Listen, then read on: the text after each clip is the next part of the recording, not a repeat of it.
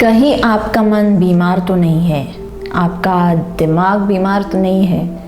ये टाइटल पढ़ के तो आपके मन में यही आया होगा कि अरे नहीं, मैं तो बिल्कुल ठीक हूँ, मेरा दिमाग बिल्कुल ठीक है, मैं पागल नहीं हूँ। तो इसमें ही कुछ गड़बड़ है। तो ये गड़बड़ क्या है और कहीं मेरा मन बीमार तो नहीं है, इस क्वेश्चन मार्क, इस प्रश्न में जो मैं आपसे पूछना चाहती हूँ और जो आपको बताना चाहती हूँ वो इस वीडियो को पूरी तरह से देखने के बाद ही आपको पता चलेगा और एंड में आप ये जान सकोगे कितना महत्वपूर्ण है हमारी ज़िंदगी में। तो इस वीडियो को एंड तक ज़रूर देखिए और आपके कई सारे ऐसे सवाल हैं मन के बारे में, कई बातें होती हैं जो हमें जाननी चाहिए अपने मन के बारे में, अपने ख्यालों विचारों के बारे में। तो इन सारी बातों को जानने के लिए, समझने के लिए इस चैनल माइंड वेलनेस एवरीडे पे आप ज़रूर बने रहिए। इस चैनल को सब्सक्राइब करना मत भूलिए। हम कई बार मजाक में या कभी कभी गुस्से में भी किसी और को कह देते हैं या कोई हमें कह देता है कि अरे पागल हो क्या, तुम्हारा दिमाग ख़राब है क्या, तुम्हारी बुद्धि नहीं चल रही है क्या। हम ऐसे भी कभी कभी कहते हैं कि तुम अभी मेरी बात सुनने की मनस्थिति में नहीं हो, मैं बाद में तुमसे शांति से बात कर लूँगी।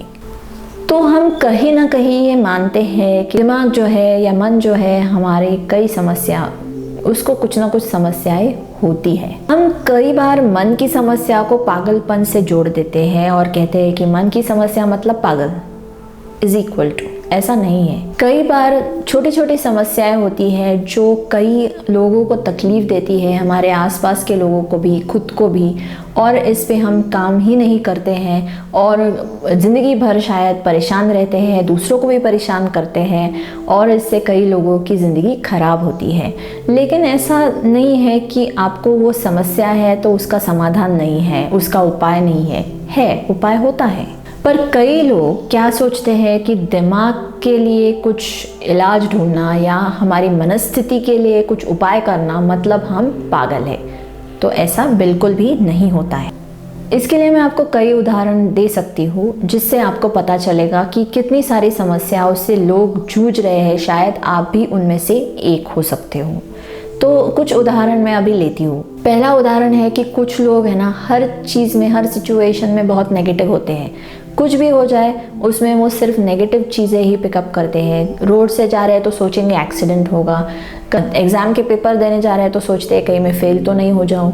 तो जो भी उस सिचुएशन में है, जो भी नेगेटिव है, बस उसी के बारे में सोचते रहते हैं। तो ये हो गई एक तरह की समस्या। तो ये हमने शायद आप लोगों ने देखा होगा, एक मूवी थी जिसमें जॉनी लीवर ने परफॉर्म किया। जॉनी लीवर का वो स्वभाव दिखाया था कि वो हर चीज़ में नेगेटिव ढूंढते हैं कि ऐसा होगा तो, वैसा होगा तो अगर जहाज़ से जा रहे हैं तो वो डूबने के बारे में सोचते हैं, अगर माचिस को देखते हैं तो आग लग जाएगी, ऐसा सोचते हैं। तो ये एक तरह का नेगेटिव थिंकिंग है। हर सिचुएशन में कुछ ना कुछ बुराई होगा, ऐसा सोचना। दूसरा उदाहरण हम देखते हैं कि कई लोगों में डर होता है कई सारी चीज़ों के बारे में। लेकिन डर कैसा होता है कि उसका डर, हम सभी को डर लगता है किसी ना किसी चीज़ के बारे में। लेकिन अगर वो डर ऐसा है कि वो हमारी ज़िंदगी में आगे हमें बढ़ने नहीं दे रहा है या कुछ काम करने में रुकावटें आ रही है या और लोगों को हमारी वजह से समस्याएं हो रही है, तो वो एक मन की समस्या कह सकते हैं। जैसे कि कुछ लोगों को हाइट से डर लगता है, मतलब ऊंचाई से डर लगता है। ठीक है, कई लोगों को ऊंचाई से नीचे देखने में या बिल्डिंग से नीचे देखने में थोड़ा सा डर लगता है।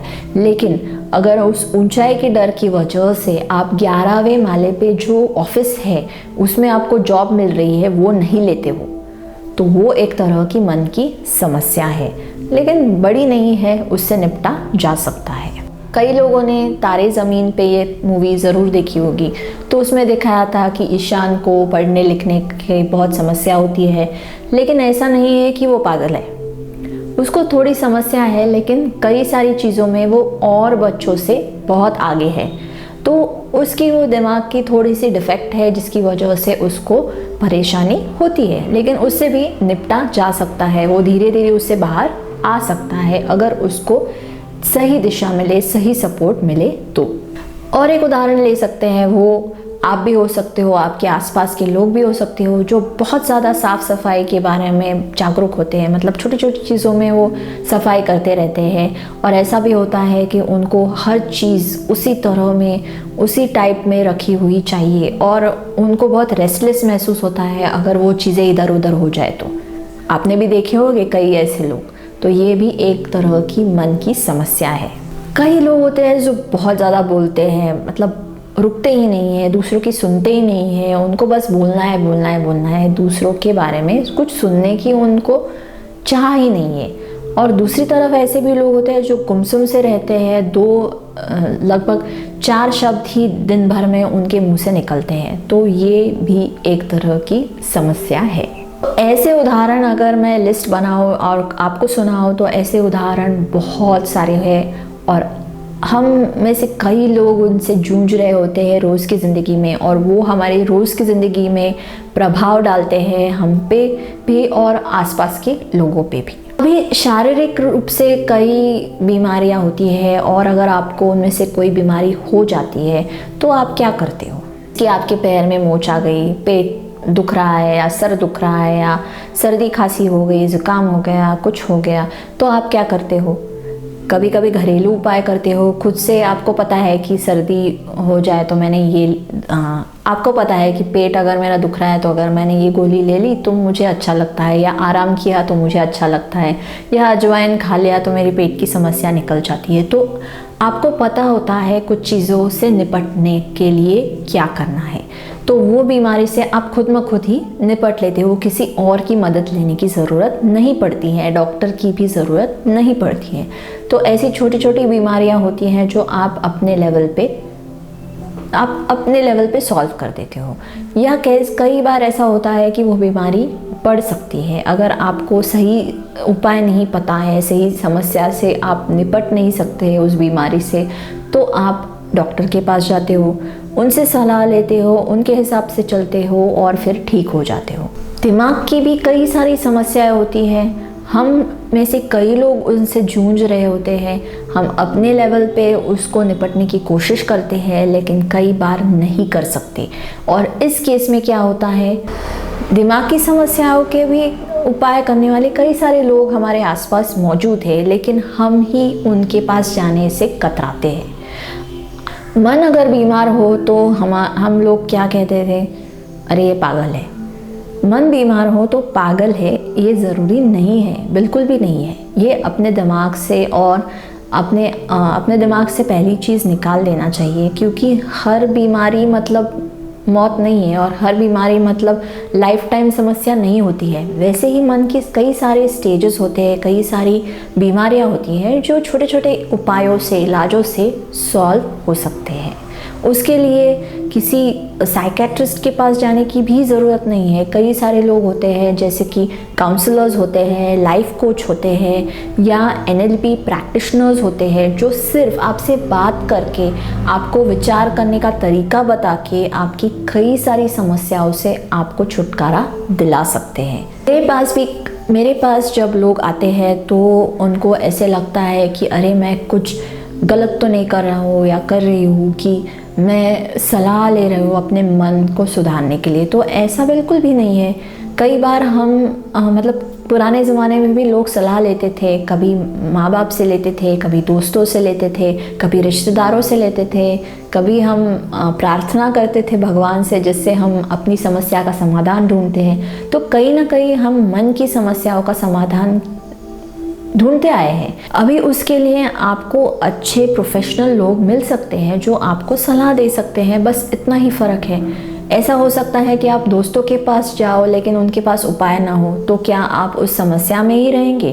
तो नहीं, आपको समस्या में रहने की ज़रूरत नहीं है। आपको किसी भी काउंसलर के पास जाके, या आपको किसी अच्छे काउंसलर से बात करके, किसी NLP प्रैक्टिशनर से बात करके भी इस समस्या का समाधान मिल सकता है। ऐसे शरीर में होने वाली बीमारियां कुछ टेम्पररी होती हैं और कुछ परमानेंट होती हैं। कुछ मामूली सी बीमारियां होती है, जैसे मैंने बोला कि सर में दर्द हो रहा है, या पेट खराब हो गया है, या पैर में मोच आ गई है, या आपको कोई वायरल इन्फेक्शन हुआ है। तो इन सब से छोटे पीरियड में या कम समय में आप निपट के ठीक होके फिर से अपने काम पे अपना काम शुरू कर सकते हो आपके आसपास के। लेकिन अगर आपने ये बीमारियों को दबाया तो क्या होता है, उसका रूपांतर किसी बड़ी बीमारी में भी हो सकता है और आपको लाइफ टाइम उससे जूझना पड़ सकता है या बहुत ज़्यादा परेशानी हो सकती है। आपके आसपास के लोगों को भी उससे परेशानी हो सकती है। तो ऐसा ही कुछ होता है कुछ छोटी मन की बीमारियों में। अगर आपने उनको दबा दिया, उन पे उपाय नहीं किया, जैसे कि हम बोलते हैं कुछ लोग उदास रहते हैं, हम बोलते हैं अरे पागल है छोड़ दो, ऐसे ही है वो उदासी रहता है। लेकिन हो सकता है उसकी उदासी बढ़ती जाए इतनी बढ़ती जाए कि उसे हम डिप्रेशन में पाए और डिप्रेशन इतना बढ़ जाए कि वो एक दिन सुसाइड कर ले। तो ये स्टेजेस होते हैं एक मन की बीमारी में। तो मन की बीमारियां भी होती हैं, उन्हें एक्सेप्ट करना चाहिए और उन पे उपाय करना चाहिए। तो कई ऐसे जैसे हम बोलते हैं कि शारीरिक कोई समस्याएं है तो हम बोलते हैं कि किसी डॉक्टर के पास जाना है। अगर वो बड़ी बीमारी है तब तो देर नहीं करनी चाहिए। जैसे हम बोलते हैं कि किसी को डायबिटीज़ हो गया है, किसी को किडनी की परेशानी है, किसी को हार्ट की परेशानी है। तो ऐसी जो बड़ी परेशानियां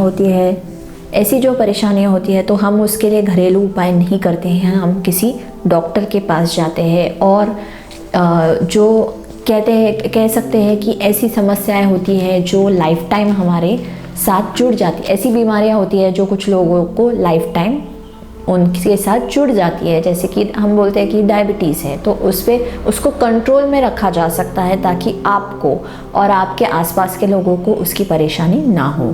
तो ऐसी कुछ बीमारियां होती है दिमाग की भी।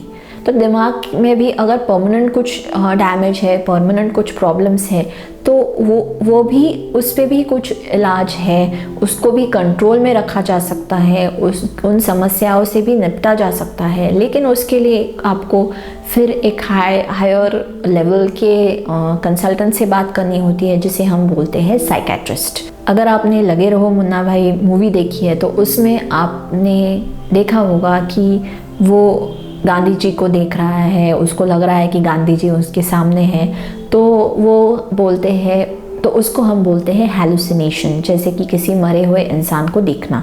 तो ये हैलुसिनेशंस होते हैं क्योंकि हमारे दिमाग में कुछ गड़बड़ हुई है।